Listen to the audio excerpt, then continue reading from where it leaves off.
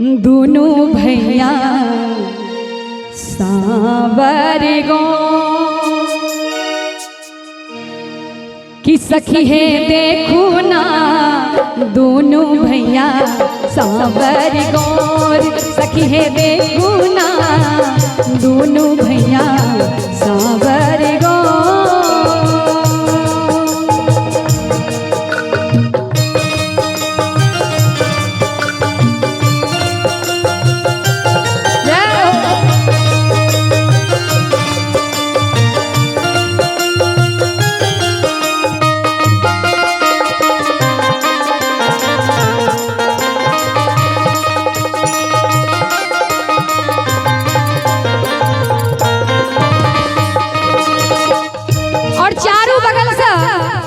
सखी सहेली दुल्हा सरकार के घेर का कहे छथिन कदी हो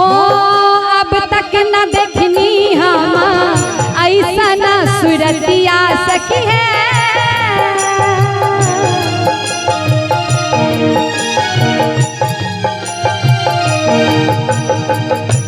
अब तक न देखनी हम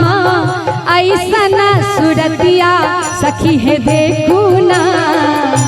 हे सखी है देखो ना मनवा विभोर सखी है देखो ना मनमा भेद विभोर सखी है देखो ना दोनों भैया सावर गो।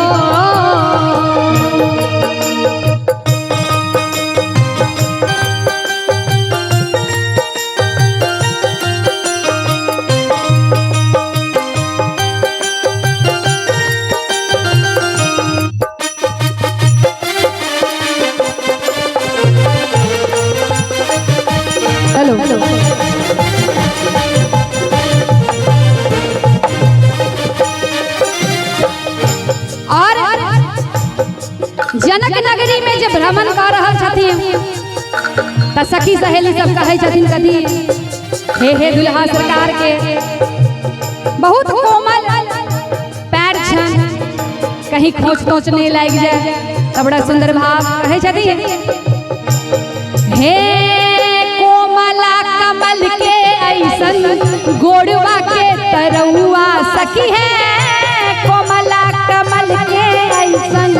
गोड़वा के तरौआ सखी है देखू ना हे सखी है देखू ना रहिया धरतिया कठोर सखी है देखू ना दोनों भैया सावर गो।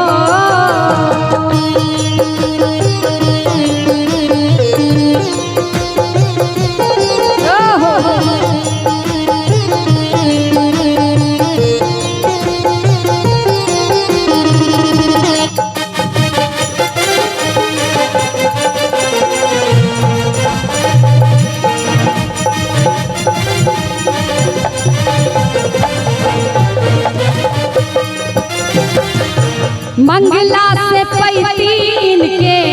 अखिया में बसैती सखी है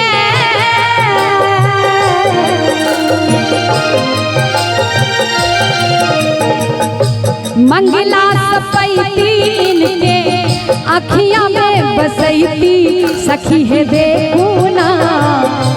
कि सखी है देखू ना जियरा जुरैती विभोर सखी है देखू ना दोनों भैया सावर गो।